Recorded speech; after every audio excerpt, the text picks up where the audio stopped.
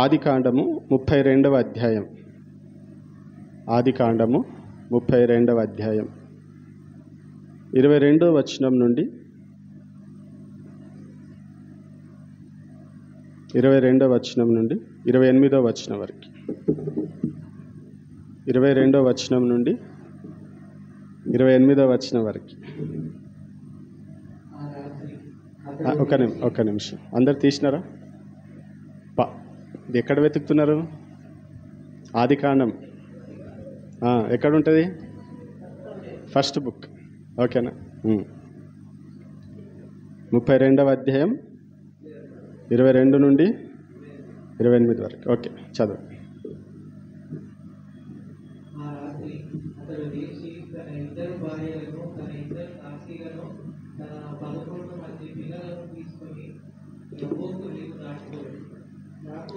వారిని తీసుకొని ఆ ఏడు దాటించి తనకు కలిగిన దాంట్లో పంపివేశాడు. యాకోబు ఒక్కడు మిగిలిపోయాడు. ఒక నరుడు తెల్లవారు వరకు అతనితో పెరుగులాడాడు. తాను అతని గెలవకుండా చూసి తొడగుడి మీద అతన్ని కొట్టాడు. అప్పుడు అతడు ఆయనతో పెరుగులాడటం వలన యాకోబు తొడగూడు వసిలేదు. ఆయన తెల్లవారుచుల గర్భాన్ని అతడు నీవు నన్ను ఆశీర్వదిస్తేనే కానీ నీవు పోతున్నాడు. ఆయన నీ పేరేమని అడగగా అతడు యాకోబు అని చెప్పాడు. అప్పుడు ఆయన నీవు దేవునితోనూ మనుషులతోనూ పోరాడి చేస్తేవి కనుక ఇక మీద నీ పేరు ఇశ్రాయేలే కానీ యాకోబు అనబడదని చెప్పాడు. చాలు. ఈ వాక్యాన్ని చదువుతా ఉన్నప్పుడు చాలా విషయాలు ఉన్నాయి ఇందులో పంచుకోవడానికి. కానీ ఒక విషయం మీతో పంచుకోవాలని దేవుడు ఆలోచన ఇచ్చినాడు. అదేంటంటే యాకోబులాగా మనం పెనుగులాడాలి. యాకోబులాగా మనం ఏం చేయాలి? పెనుగులాడాలి. అవునా? అయితే చాలా సందర్భాల్లో ఈ పెనుగులాట అంటే ఏంటో మనకు తెలియదు. వాస్తవానికి తెలుసా పెనుగులాట అంటే? ఎప్పుడైనా పెనుగులాడినరా మీరు? ఫైట్ చేయడం. రగ్బీ ఆట తెలుసా? రగ్బీ విన్నారా కనీసం పేరు? ఏముంటుంది ఆటలో? బాల్ ఒకరి చేతిలో ఉంటుంది. ఆయన దగ్గర నుండి వారు ఏం చేస్తారు? దాన్నే అన్నమాట ఏమంటారు? పెనుగులాట. ఓకేనా?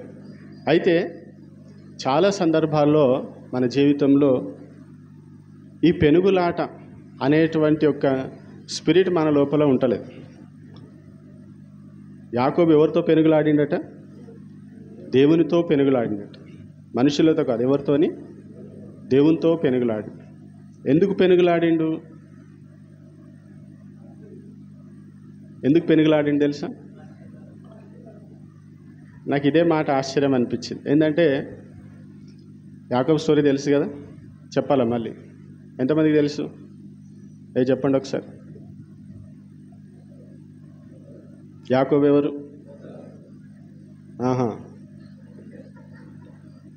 మంచి పేరు పెట్టారు. యాకోబు ఎవరు? మీరు ఎవరంటే ఏం చెప్తారు? ఇస్సాకు ఎవరు?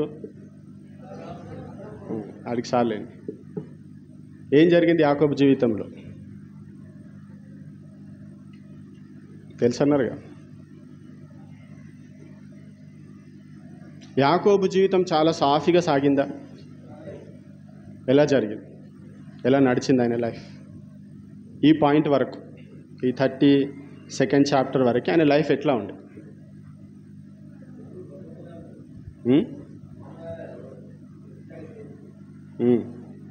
మోసం చేసి. ఎవరిని చేసింది మోసం? ఏశావుని మోసం చేసి. ఇంకా వాళ్ళ మామని మోసం, వాళ్ళ డాడీని మోసం చేసి.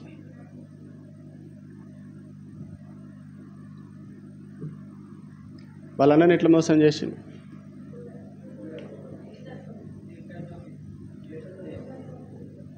జ్యేష్ఠత్వం నాకు ఇస్తే నేను నీకు ఇస్తాను. జ్యేష్ఠత్వాన్ని పొందుకున్నాడు కానీ జ్యేష్ఠత్వపు ఆశీర్వాదాన్ని ఆయన అనుభవించలేకపోయింది కదా. తండ్రి దగ్గర పోయింది. నేనే ఏమని చెప్పిండు? నేనే ఏశావుని అన్నాడు. దానికి కాన్సిక్వెన్స్ ఏంటిది? అక్కడి నుండి పారిపోవాల్సి వచ్చింది. అది అవునా? ఒక అమ్మాయి మీద మనసు పారేసుకున్నాడు. ఎవరు? రాహేల్. ఆమె కోసం ఎన్ని సంవత్సరాలు పనిచేసిండు? కరెక్ట్ అని చెప్పింది. 7 years ఫస్ట్ పనిచేస్తాడు. పనిచేస్తే ఏమైంది? ఆయనకు మోసం అయిపోయింది కదా. మోసమైంది కదా, ఈమెతోనే అడ్జస్ట్ అవుదాం అనుకున్నాడా? నాకు లేయ కావాలి, నాకు రాహేలు కావాలని చెప్పి ఇంకొక. ఇప్పుడు రాహేలు కోసం ఎన్ని సంవత్సరాలు పనిచేసినట్టు? మీరు ఎవరేం చేస్తారా? ఒక అబ్బాయి కోసం, ఒక అమ్మాయి కోసం 14 సంవత్సరాలు వెట్టి చాకరీ చేస్తారా? యాకోబు అనేసరికి మీకు చాలా లైట్ కదా. యాకోబుని దేవుడు ఏర్పాటు చేసుకున్నాడు. అర్థమైందా? యాకోబుని దేవుడు ఏర్పాటు చేసుకున్నాడు. అట్లాగే ఏమైపోయింది? 14 సంవత్సరాలు గడిచిపోయింది. దేనికోసం? ఉన్నమాటే కదా. రాహేల్ని సంపాదించడానికైనా ఒకటి కొంటే 2 ఫ్రీ అన్నట్టు ఒకరి కోసం పోతే 3 వచ్చారు. కావునా? ఎవరు వాళ్ళు? మీకు ఎంత వాక్యం తెలిసిన అడగడానికి ఈ ప్రశ్నలు వేస్తుంది. రాహేల్తో పాటు ఎవరు వచ్చిండ్రు? ఫస్ట్ లేయా వచ్చింది, తర్వాత జిల్పా, బిల్హా. మొత్తానికి ఒక్కరు చాలనుకున్నాడు, కానీ పాపం ఏం చేస్తాడు? 4 పడ్డాడు. ఆ తర్వాత ఇప్పుడు ఆయనకు సంపాదన కావాలి. ఫ్యామిలీ బాగానే ఏర్పడ్డది. ఇప్పుడు ఏం కావాలి? సంపాదన కావాలి. కాబట్టి సంపాదన కొరకు ఎన్ని సంవత్సరాలు పనిచేసిండు? ఎన్ని సంవత్సరాలు? 14 సంవత్సరాలు అయిపోయినాయి కదా. ఇక ఇంకా 3 years. యాకోబు స్టోరీ తెలుసు అన్నారు కదా. మరి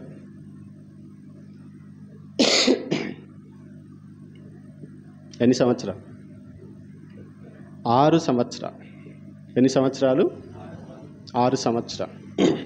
యాకోబు జీవితంలో కుటుంబము, ఆస్తి సంపాదన కొరకు 20 సంవత్సరాలు అట్లా వెళ్ళిపోయినాయి అన్నట్టు. అదే ఆయన పరిస్థితి. 6 సంవత్సరాల్లో ఆయన చాలా ట్రిక్స్ ప్లే చేసిండు, చాలా స్కాములు చేసిండు, చాలా చేయాల్సినవన్నీ కూడా చేసిండు. ఇంకా దేవుడు యాకోబుతో దేవుడు మాట్లాడిండు ఏంటంటే, నీకు ఇక్కడ ఉన్నగాడికి చాలు, ఇప్పుడు నువ్వేం చేయి, నువ్వు ఎక్కడి నుండి అయితే వచ్చినావో అక్కడికి నువ్వు తిరిగి వెళ్ళు అని దేవుడు చెప్తున్నాడు. యాకోబులో ఉండేటువంటి ఒక మంచి లక్షణం ఏంటంటే, దేవుడు మాట్లాడినప్పుడు దానికైనా విధేయత చూపిండు. ఓకేనా? పూర్తి అవగాహన ఉండొచ్చు, ఉండకపోవచ్చు, మనకు తెలియదు. కానీ మొత్తానికైతే దేవుడు చెప్పినట్టుగా ఆయన నడుచుకున్నాడు. నేను వెళ్ళిపోతా అని చెప్పేసి వాళ్ళ మామ దగ్గర నుండి ఆయన బయలుదేరి. ఇప్పుడు బయలుదేరుతున్నప్పుడు ఆయన దగ్గర ఏముంది? ఇప్పుడు కుటుంబం ఉంది, భార్యలు ఉన్నారు, పిల్లలు ఉన్నారు, ఆస్తి ఉంది కదా, ఇవన్నీ ఉన్నాయి. ఇప్పుడు ఆయన ఎవరిని ఎదుర్కోవాలి? ఏశావుని ఎదుర్కోవాలి. ఏశావుతోనే మన సమాధానంతో వచ్చిందా?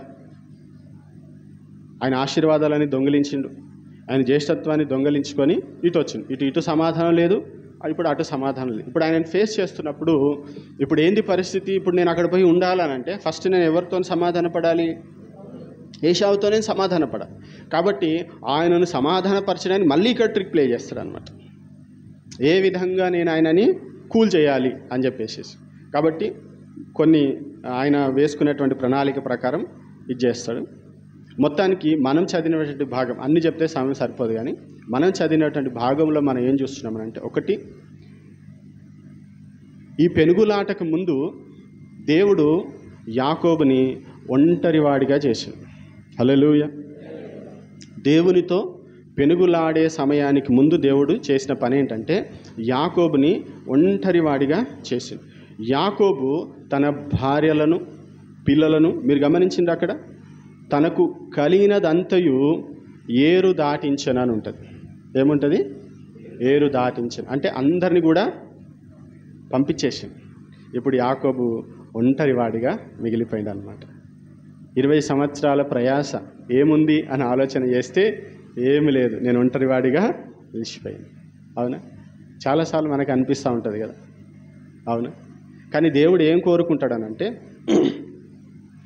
మనల్ని దేవుడు మార్చాలన్నా, మన జీవితంలో అద్భుతమైనటువంటి ఒక టర్నింగ్ పాయింట్ రావాలన్నా కానీ మొట్టమొదట దేవుడు చేసే పని ఏంటంటే మిమ్మల్ని ఒంటరివాడిగా చేస్తాడు.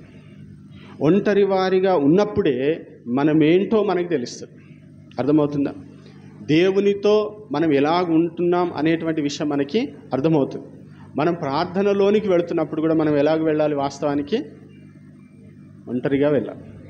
భార్య పిల్లల్ని తీసుకొని వెళ్ళకండి, మీ సమస్యలను తీసుకొని వెళ్ళకండి కదా. మనము ఆయనతో గడపడానికి వెళుతున్నాం. కాబట్టి దేవుడు యాకోబు జీవితంలో ఎలాంటి పరిస్థితి వచ్చింది అని అంటే తాను హీ లెఫ్ట్ అలోన్ అని ఉంటుంది అనమాట. ఆయన ఒంటరివాడిగా అయిపోయాడు. ఆయనతో మాట్లాడడానికి ఎవరు లేరు. అర్థమైతే ఆయనకి ఇప్పుడు ఏమైనా అయినా కానీ సహాయం చేయడానికి ఎవరు లేరు. కాబట్టి దేవుడు మనల్ని దర్శించాలన్నా, దేవుడు మన జీవితంలో మరొక స్థాయికి తీసుకెళ్లాలన్నా మన జీవితంలో దేవుడు ఎలాంటి పరిస్థితి తీసుకొని వస్తాడు? ఒంటరివాడిగా అయిపోతావు. నీ భార్య ఉండదు, నీ భర్త ఉండరు, నీ పిల్లలు ఉండరు, నీ ఐశ్వర్యం ఉండదు, ఏమీ లేదు. తనకు కలిగినదంతా అంటే తనకు కలిగినదంతా కూడా ఏరు దాటించేసింది. ఇప్పుడు యాకోబు దగ్గర ఏం లేదు, హీజ్ అలోన్. అప్పుడు యాకోబు జీవితంలో అసలైనటువంటి పోరాటము స్టార్ట్ అయిందన్నమాట. ఏంటిది ఆ పోరాటం?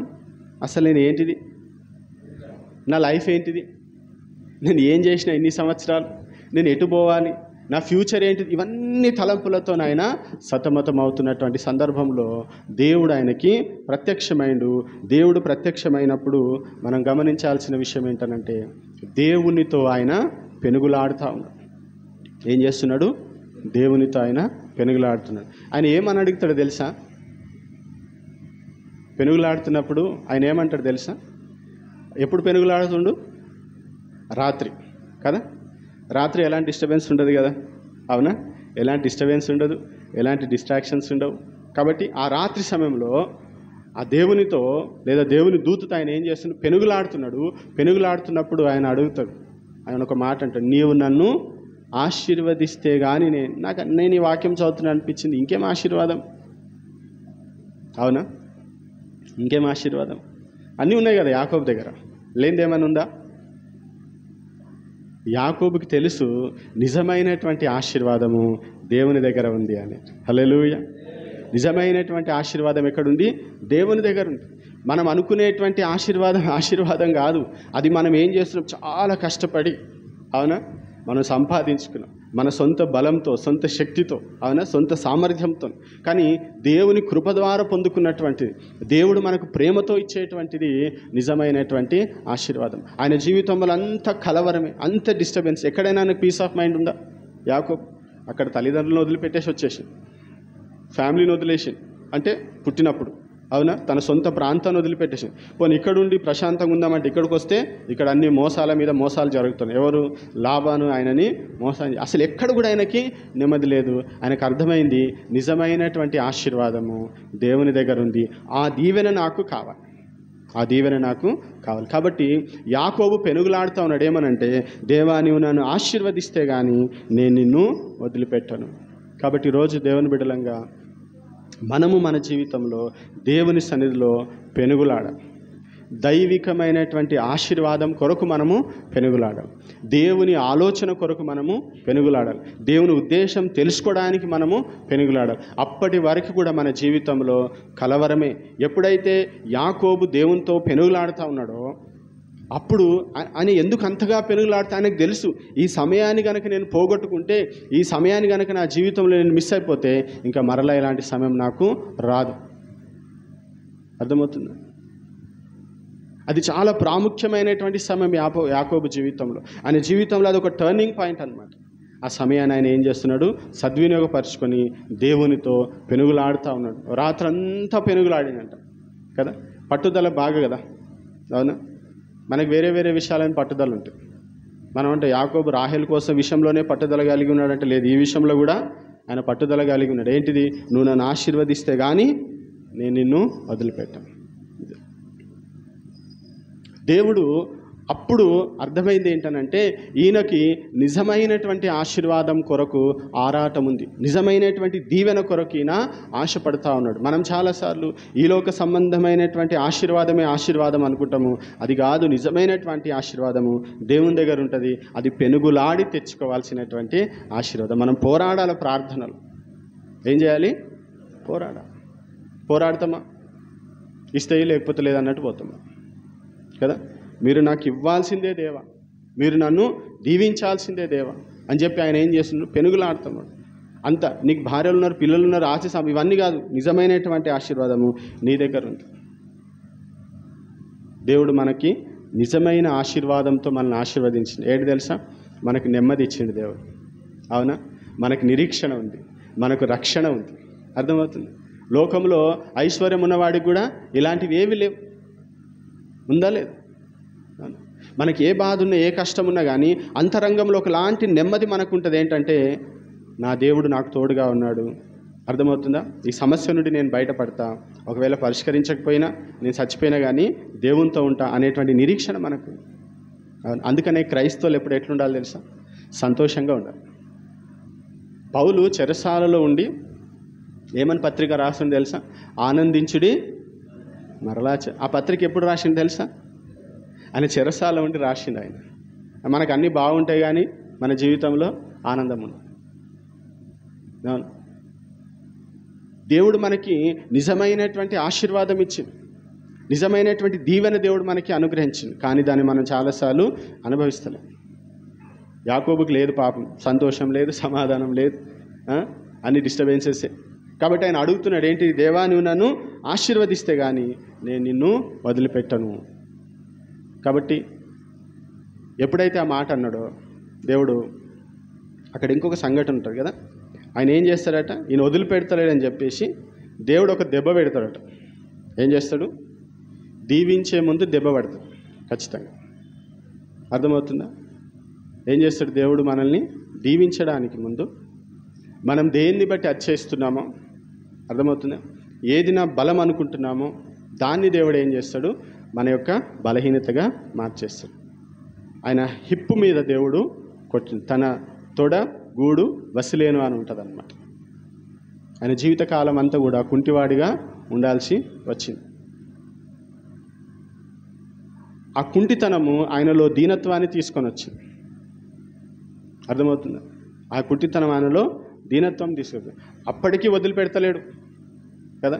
కొన్నిసార్లు దేవుడు మనల్ని దెబ్బ కొట్టినప్పుడు ఏం చేస్తాం? మనము దేవుణ్ణి వదిలిపెట్టేస్తాం. ఇంతగానం కష్టపెడతావు అన్నాను, నువ్వు వద్దు, నీ ఆశీర్వాదం వద్దు, నువ్వు వద్దు అనుకుని. కానీ యాకోబు అట్లగా ఆయన ఏం చేస్తున్నాడు? నీవు నన్ను ఆశీర్వదిస్తేనే కానీ నేను నిన్ను వదిలిపెట్టాను. ఎప్పుడైతే ఆ మాట అన్నాడో అప్పుడు దేవుడు మెల్లిగా ఒక మాట అడుగుతున్నాడు. నీ పేరేంటిది అని అడుగుతాడు. ఏమడుగుతుండు?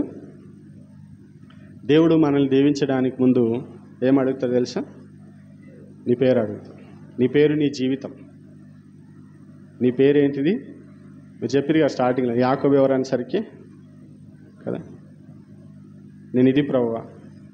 అవునా? నేను ఇది ప్రభువా. ఒక సేవకుడు అంటాడు మామూలుగా, యాకోబుకి ఎప్పుడు తన పేరు చెప్పుకోవడం ఇష్టం ఉండదట. యాకోబుకి తన పేరు చెప్పుకోవడం ఎందుకంటే ఆ పేరు ఎట్లుంది? కొందరు పేర్లు ఇష్టం ఉండదు కదా, ఆ పేరు చెప్పుకోవడానికి కూడా ఇష్టపడరు. కాబట్టి ఆయన పేరు చెప్పుకోవడం ఇష్టం ఉండక ఏం చేస్తుంటే ఏదేదో చెప్తుండే అట. కానీ దేవుడు అడిగినప్పుడు ఏం చెప్పిండు? నేను మోసగాని. అర్థమవుతుంది? నేను మోసగాని, నా జీవితం అంతా కూడా మోసమే. ఆ ఒప్పుకోలు ఆయన ఆశీర్వాదానికి ద్వారాలు తెరిచింది. హల్లెలూయా. మనము ప్రభు సన్నిధికి వస్తున్నప్పుడు మనం ఏమై ఉన్నాము అనేది ఓపెన్ కావాలి. ఈ వాక్యం చదువుతున్నప్పుడు నాకు ఆదాము అవ్వలు గురించి రాస్తున్నప్పుడు అక్కడ ఒక మాట ఉంటుంది, వారు సిగ్గు ఎరుగక ఉండురు అనే మాట ఉంటుంది కదా. వారు సిగ్గు దేవుని దగ్గర ఉన్నప్పుడు వాళ్ళు ఎట్లున్నారు? చాలా చాలా ఓపెన్గా ఉన్నారు. కానీ ఎప్పుడైతే పాపం ప్రవేశించిందో దాచుకోవడం స్టార్ట్ చేసి, ఈ రోజుల్లో మనం కూడా దేవుని దగ్గర ఏం చేస్తున్నాము? యథార్థంగా లేం. దేవుని దగ్గర నటిస్తున్నాం, బయట కూడా నటిస్తున్నాం. అందుకనే మన జీవితాలు మారతలేవు, మన పేరు మారతలేదు, మన బ్రతుకు మారతలేదు. యాకోబు అంటున్నాడు, నేను ఇంతే ప్రభువా, నేను మోసగా.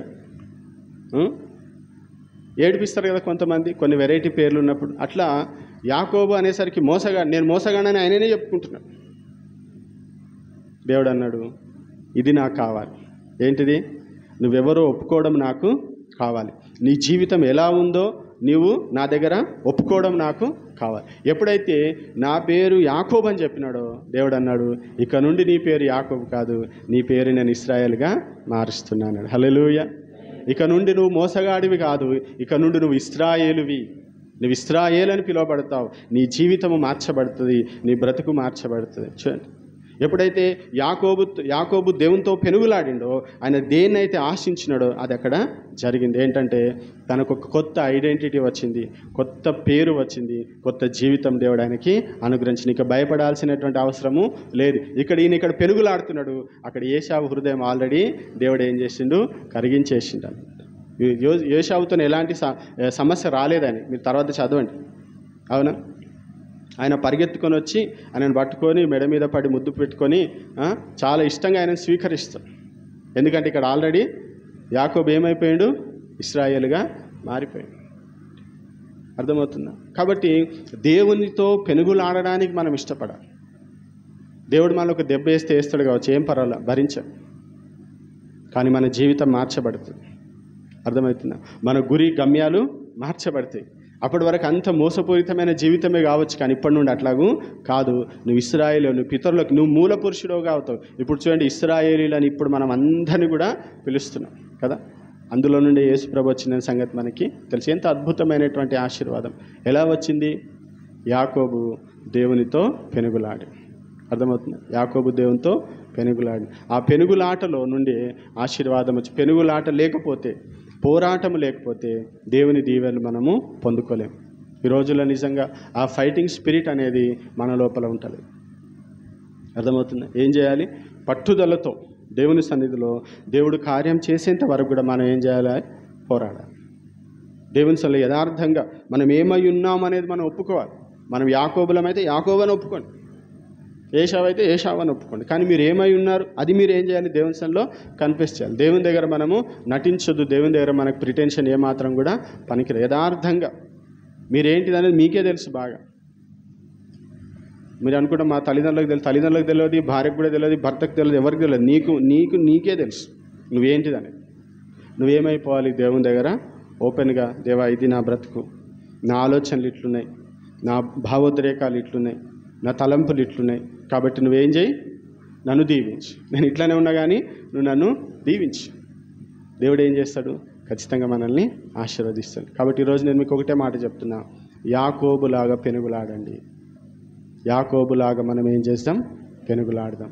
దేవుడు మన జీవితాన్ని మారుస్తాడు, మన బ్రతుకు మారుస్తాడు, మన ఐడెంటిటీ మారిపోతుంది, మన పేరు కూడా మారిపోతుంది. అర్థమవుతుందా? కాబట్టి యాకోబు మనకి గొప్ప ఉదాహరణ. ఆయన జీవితంలో పూర్తిగా ఇంకా అప్పటి నుండి ఎక్కడ కూడా ఆయన జీవితంలో మరలా అలాంటి ట్రిక్స్ ప్లే చేసినట్టుగా మనము చూడం.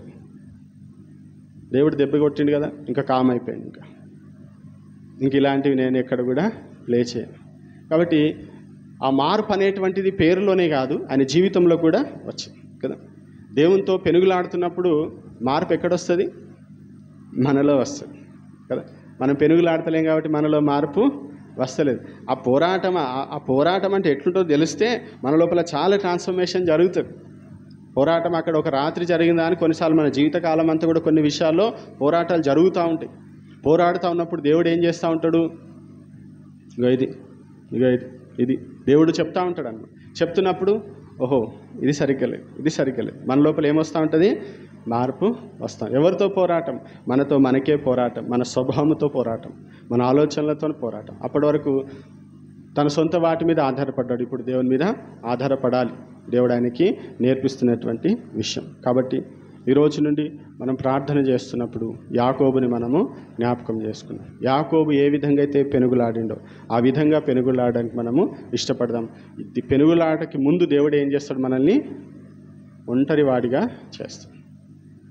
ఒంటరి వాడిగా చేస్తుంది. మీతోనేమైనా ఉంటే వాటిని ఏం చేయాలి? మనము దాటించేసి, ఎవరైనా సరే ఏదైనా సరే దాటించేస్తేనే మీరు ఒంటరిగా ఉన్నట్టు.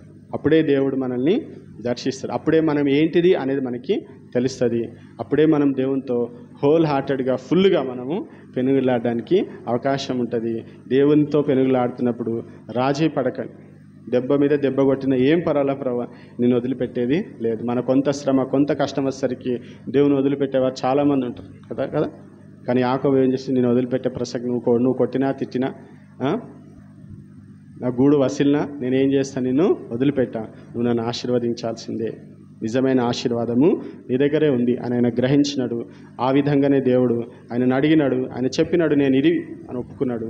దేవుడు ఆయనని ఆశీర్వదించిండు. యాకోబు నుండి ఇశ్రాయేలుగా ఆయన జీవితము మార్చబడ్డది. కాబట్టి మన జీవితం కూడా మార్చబడాలంటే దేవునితో మనము పెనుగులాడే వారముగా ఉందాం. తలలు వంచండి, ప్రార్థన చేసుకుందాం. అందరం కూడా ఒక నిమిషం ప్రభు సన్నిధిలో